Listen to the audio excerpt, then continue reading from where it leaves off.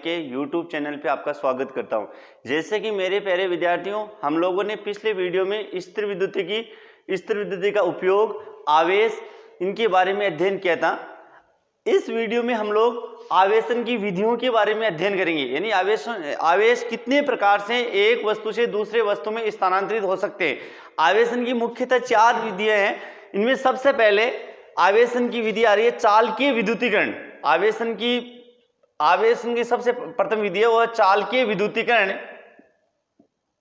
चालकीय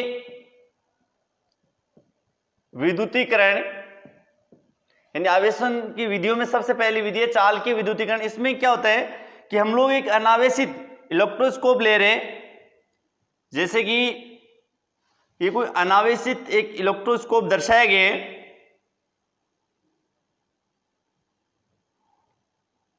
इस इलेक्ट्रोस्कोप की पत्तियां वो अनावेशित है, किंतु जब इस इलेक्ट्रोस्कोप के पास में हम लोग एक आवेशी छड़ को लेकर के आते हैं तथा स्पर्श करवाते हैं, तो जैसे ही आवेशी छड़ को लेकर के आएंगे और इलेक्ट्रोस्कोप से स्पर्श करवाएंगे तो इस इलेक्ट्रोस्कोप की जो पत्तियां हैं इस पर भी समान था विपरीत आवेश आ जाएंगी, यानी इसकी पत्तियों पर भी ऋणात्मक आवेश आ जाएगा।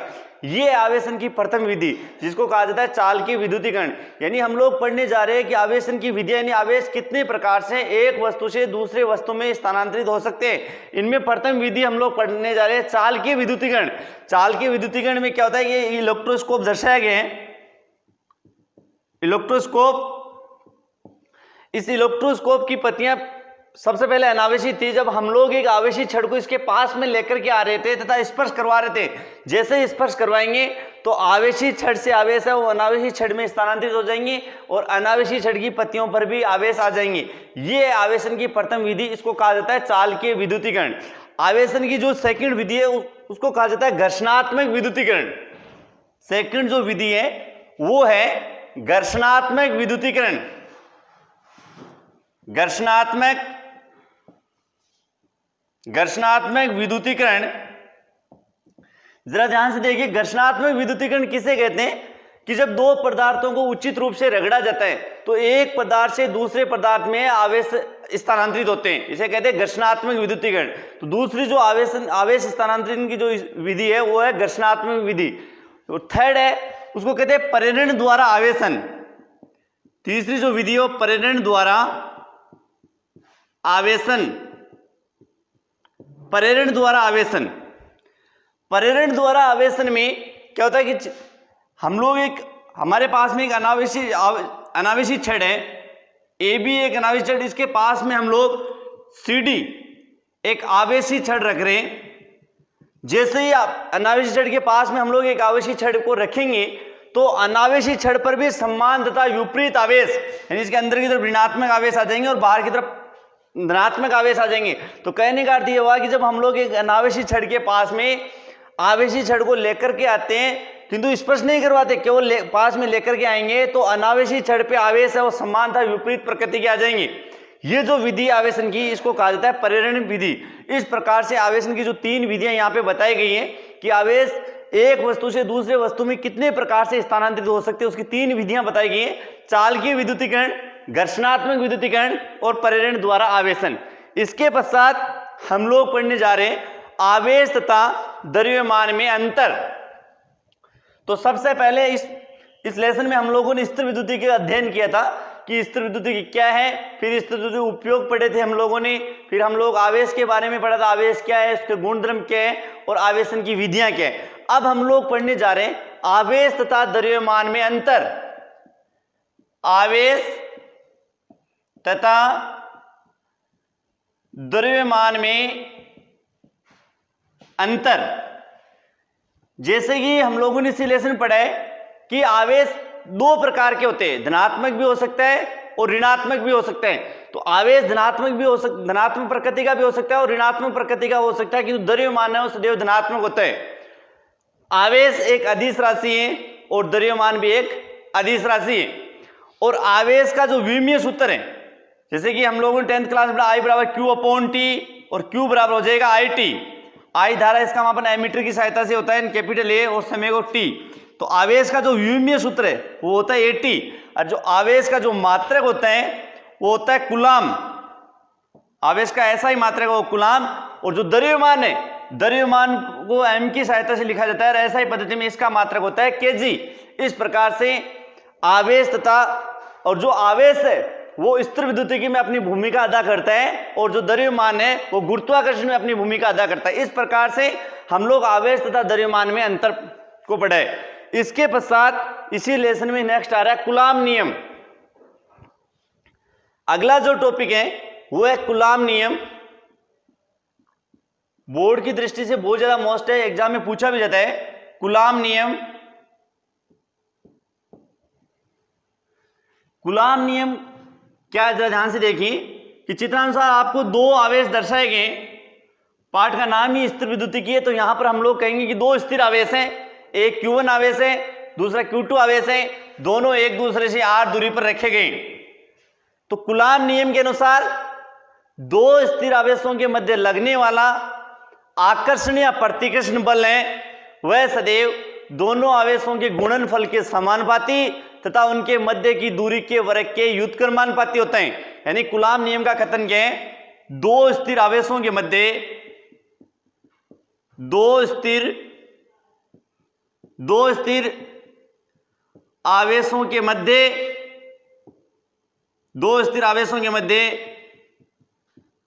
लगने वाला आकर्षण या प्रतिकर्षण बल, दो स्थिर आवेशों के मध्य लगने वाला आकर्षण या प्रतिकर्षण बल दोनों आवेशों के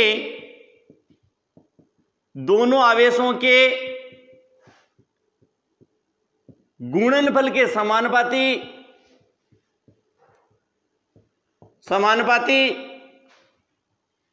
तथा इनके मध्य की दूरी के व्युत्क्रमानुपाती होते हैं। यानी कूलाम नियम का कथन है कि दो स्थिर आवेशों के मध्य लगने वाला आकर्षण या प्रतिकर्षण बल है वो सदैव दोनों आवेशों के गुणनफल के समानुपाती तथा इनके मध्य की दूरी के व्युत्क्रमानुपाती होता है। यानी कि इसको मैथमेटिक्स में इस प्रकार से लिख सकते हैं, F समानुपाती Q1 Q2 समीकरण नंबर 1, और F व्युत्क्रमानुपाती हम लोग कैसे F व्युत्क्रम 1/r²। इस प्रकार से दो स्थिर आवेशों के मध्य लगने वाला जो कूलाम बल है वह दोनों आवेशों के गुणनफल के तो समानुपाती होता है और इनके मध्य की दूरी के वर्ग के व्युत्क्रमानुपाती होता है। इन दोनों समीकरणों को हम लोग एक साथ में इस प्रकार से भी लिख सकते हैं। इन दोनों को साथ में, दोनों समीकरणों को हम लोग इस प्रकार भी लिखा जा सकता है, लिख सकते हैं कि F समानुपाती Q1 Q2 बट्टा r² और F बराबर K Q1 Q2 बट्टा r²। इसको 3 नंबर समीकरण दे देंगे हम लोग।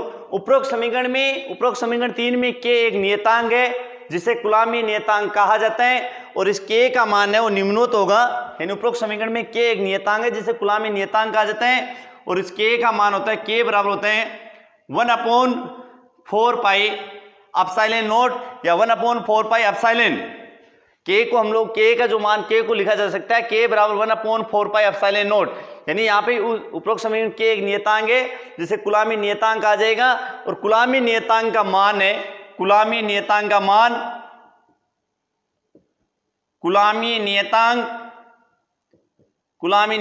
का मान किस प्रकार से ज्ञात करते हैं। कूलामी नियतांक K बराबर होता है 1/4 पाई एप्सिलॉन नॉट, जहां एप्सिलॉन नॉट है वो विद्युतशीलता है, और एप्सिलॉन नॉट को हम लोग लिखते हैं, एप्सिलॉन नॉट का मान होता है एप्सिलॉन बराबर होता है epsilon naught into epsilon r, जहां पे ये निरपेक्ष विद्युतशीलता है, और एप्सिलॉन r है, एप्सिलॉन नॉट है निरपेक्ष विद्युतशीलता, एप्सिलॉन r है वो सापेक्ष विद्युतशीलता है।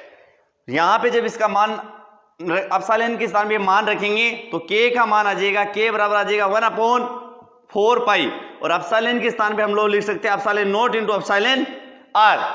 और यदि माध्यम वायु या निर्वात है उस कंडीशन में एप्सिलॉन r का मान होगा सापेक्ष विद्युतशीलता, इसका मान होगा 1, और इस समीकरण में इनके मान जब पुटअप करेंगे तो K बराबर आ जाएगा 1/4 पाई का मान 3.14 और एप्सिलॉन नॉट इसका मान होगा 8.85 इंटू 10 की घात माइनस के 12 और एप्सिलॉन आर का मान 1। और इस संपूर्ण संख्याओं को जब हम लोग मल्टीप्लाई हल करेंगे तो इसका रिजल्ट आएगा के बराबर आएगा 9 इंटू 10 की घात 9 न्यूटन इंटू मीटर स्क्वायर प्रति कूलम स्क्वायर। ये इस के का मान आ जाएगा। जरा ध्यान से देखिए यहाँ पे ये मात्रक जो न्यूटन इंटू मीटर स्क्वायर प्रति कूलम स्क्वायर है, ये इस समीकरण से हम लोग निकाल सकते हैं। इस समीकरण से जब हम लोग के का मान निकालेंगे, के बराबर हम लोग ऐसा भी लिख सकते हैं, के बराबर एफ आर स्क्वायर बट्टा Q1 Q2। जरा ध्यान से देखिए जो कूलमी नियतांक है इसका मात्रक है वो न्यूटन इंटू मीटर स्क्वायर प्रति कूलम स्क्वायर कैसे आया। एफ बल है, बल का मात्रक होगा न्यूटन, आर दूरी इसका मात्रक होगा मीटर किंतु स्क्वायर है इसलिए न्यूटन इंटू मीटर स्क्वायर, आवेश का मात्रक होता है कूलम किंतु दोनों आवेश मल्टीप्लाई है इसलिए कूलम स्क्वायर। तो कहने का अर्थ ये हुआ कि कूलमी नियतांक का जो मान है, यानी यहाँ पे हम लोग सबसे पहले कूलम नियम पढ़ रहे थे, तो कूलम नियम किसे कहते हैं कि दो स्थिर आवेशों के मध्य लगने वाला आकर्षण या प्रतिकर्षण बल है वह सदैव दोनों आवेशों के गुणनफल के तो समानुपाती होता है और उनके मध्य की जो दूरी है उसके वर्ग के व्युत्क्रमानुपाती होता है। एफ समानुपाती Q1 Q2 बटा आर स्क्वायर और एफ बराबर के Q1 Q2 बटा आर स्क्वायर। और उपरोक्त समीकरण में के एक नियतांक है जिसे कूलमी नियतांक कहा जाता है और इस के का मान है के बराबर आएगा 1/4 पाई एप्सिलॉन और एप्सिलॉन के स्थान पे हम लोग लिख सकते हैं epsilon naught into epsilon R. जब ये मान इस समीकरण में यहाँ पे पुटअप करेंगे तो के बराबर आ जाएगा 1/4 पाई और एप्सिलॉन के स्थान पे लिख सकते हैं epsilon naught into epsilon R. जब इसके मान को हम लोग हल करेंगे तो के बराबर 1/4 पाई का मान 3.14 एप्सिलॉन नॉट का मान 8.85 इंटू 10 की घात माइनस 12 इंटू 1 और जब इस पूरे मान को हल करेंगे तो के का मान आ जाएगा 9 इंटू 10 की घात 9 न्यूटन इंटू मीटर स्क्वायर प्रति कूलम स्क्वायर। इस प्रकार से ये कूलम नियम का अदिश रूप है, ये कूलम नियम है। कभी कभी बोर्ड एग्जाम डायरेक्ट यहाँ से कह देता है कि कूलम नियम का अदिश रूप ही लिखिए और मैं समीकरण नंबर 3 तक लिखना है और ये मान निकालना है। इस मान से ये भी फायदा है कि यहाँ पे कभी कभी हम लोग क्या करते हैं बोर्ड एग्जाम में इसमें न्यूमेरिकल दे दिया जाते हैं तो डायरेक्ट हमें के का मान तो ये निश्चित है ये मान होगा ही होगा। और यदि बोर्ड एग्जाम में इस पर न्यूमेरिकल किस प्रकार से आता है कूलम नियम पे, जरा ध्यान से देखिए कि बोर्ड एग्जाम कभी कभी पूछ लेते हैं कि एक कूलम आवेश, एक कूलम तथा 2 कूलम आवेश, एक कूलम तथा 2 कूलम आवेश एक दूसरे से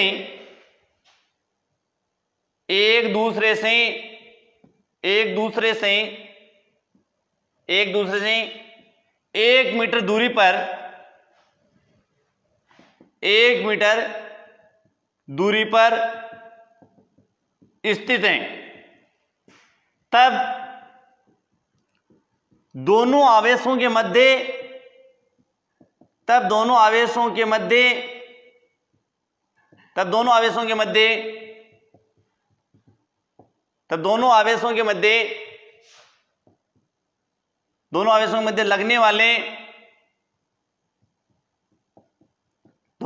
लगने वाले कूलमी बल का मान ज्ञात कीजिए। कूलमी बल का मान ज्ञात कीजिए।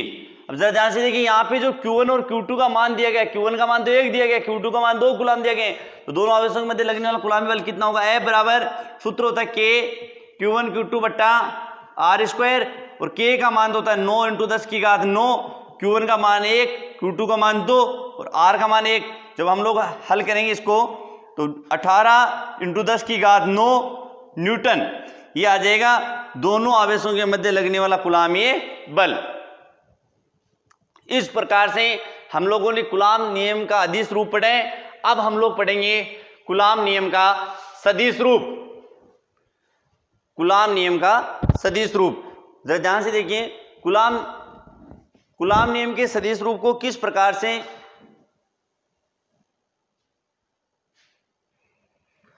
अब हम लोग पढ़ने जा रहे हैं कूलम नियम का सदिश रूप। जरा ध्यान से देखिए कूलम नियम के सदिश रूप को किस प्रकार से हम लोग पढ़ेंगे। वही चित्रानुसार दो आवेश है Q1 और Q2, दोनों आवेश एक दूसरे से r दूरी पर स्थित है। अब जरा ध्यान से देखिए सदिश रूप पढ़े, यानी सदिश रूप में ये पता ध्यान रखना है यानी Q1 आवेश के द्वारा Q2 आवेश पर भी बल लगेगा और Q2 आवेश के द्वारा Q1 आवेश पर भी बल लगेगा। यानी Q1 आवेश के द्वारा Q2 आवेश पे जो बल लगेगा उसकी डायरेक्शन होगी इधर, और उस बल को कहेंगे F21। यानी Q1 आवेश के द्वारा Q2 आवेश पर लगने वाला बल उसको कहेंगे F21 सदिश, और Q2 आवेश के द्वारा इस Q1 आवेश पे यानी इस आवेश के द्वारा इस आवेश से जो बल लगेगा उसकी डायरेक्शन होगी इधर, और उसको कहेंगे हम लोग F12 सदिश। इसमें एक कहेंगे हम लोग R12 कैप, दूसरे कहेंगे हम लोग R21 कैप। यानी कि Q1 और Q2 दो आवेश है, दोनों आवेश एक दूसरे से r दूरी पर स्थित हैं। सबसे पहले सदिश रूप पढ़ेंगे तो Q1 आवेश के द्वारा यानी Q1 आवेश के द्वारा Q2 आवेश पर लगने वाला कुलामीय बल रोके, यानी Q1 आवेश के द्वारा इस Q2 आवेश पर लगने वाला कुलामीय बल, वो कुलामीय बल होगा F21 सदिश। F21 सदिश बराबर K Q1 Q2 बट्टा R स्क्वायर और R कैप 12। ये है Q1 आवेश के द्वारा Q2 आवेश पर लगने वाला कुलामी बल, इसको समीकरण नंबर 1 कह देंगे। इसी प्रकार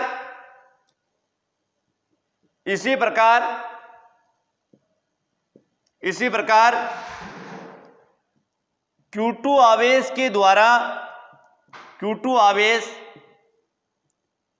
आवेश के द्वारा Q1 आवेश पर लगने वाला बल वो कितना होगा, उसको हम लोग लिखेंगे F12 सदिश बराबर K Q1 Q2 बट्टा R स्क्वायर और R कैप 21। इसको समीकरण नंबर 2 कहेंगे। तो यहां Q1 आवेश के द्वारा Q2 आवेश पे लगने वाला बल है वो होगा F21 बराबर K Q1 Q2 बटा R square into R12 cap, समीकरण नंबर 1। और इसी प्रकार Q2 आवेश के द्वारा यानी इस Q2 आवेश के द्वारा इस Q1 आवेश पे लगने वाला जो कुलामी बल है वो होगा F12 सदिश बराबर K Q1 Q2 बटा R square into R cap 21। यहां पे हम लोग जानते हैं कि क्रिया प्रतिक्रिया नियम से भी यानी R12 का मान R12 बराबर होता है माइनस का R कैप 21।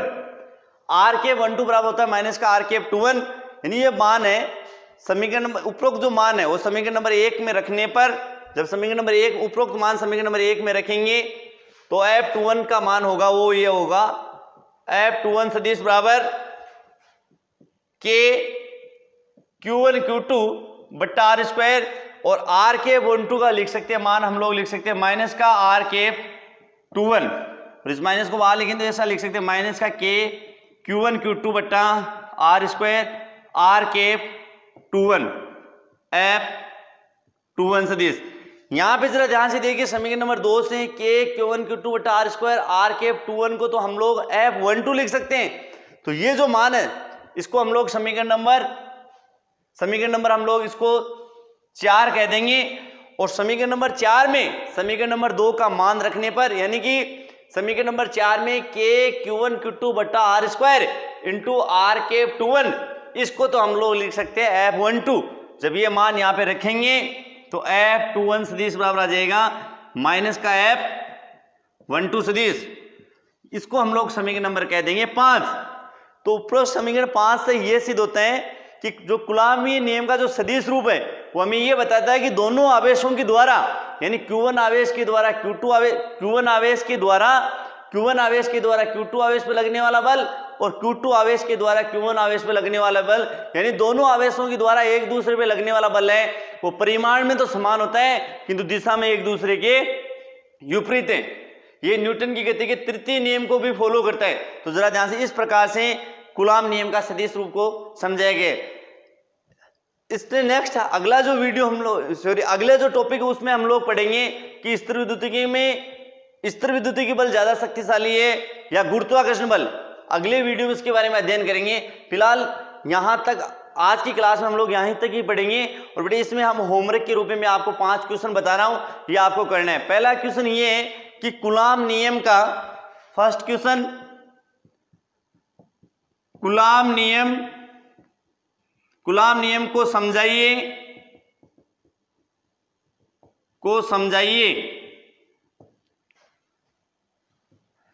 सेकंड क्वेश्चन, स्थिर विद्युतिकी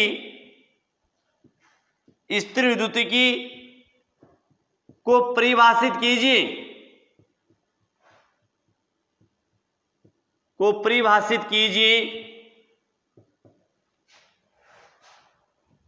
स्थिर विद्युतिकी को परिभाषित कीजिए।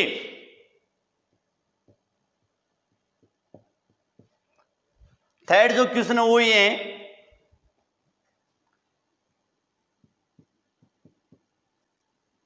कूलॉमी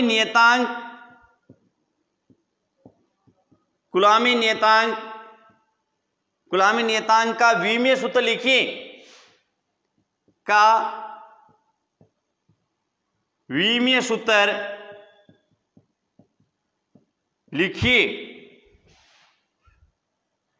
चौथा जो क्वेश्चन है वो ये आवेशों के क्वांटीकरण गुणधर्म को समझाइए। और जो पांचवा जो लास्ट क्वेश्चन है वो ये आवेशन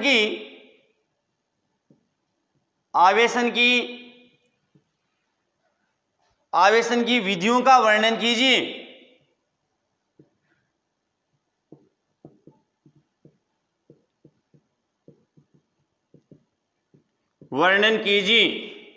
इस प्रकार से 5 क्वेश्चन है, ये होमवर्क के रूप में आपको हल करने और नेक्स्ट अगली वीडियो में हम लोग पढ़ेंगे। Thanks all the students.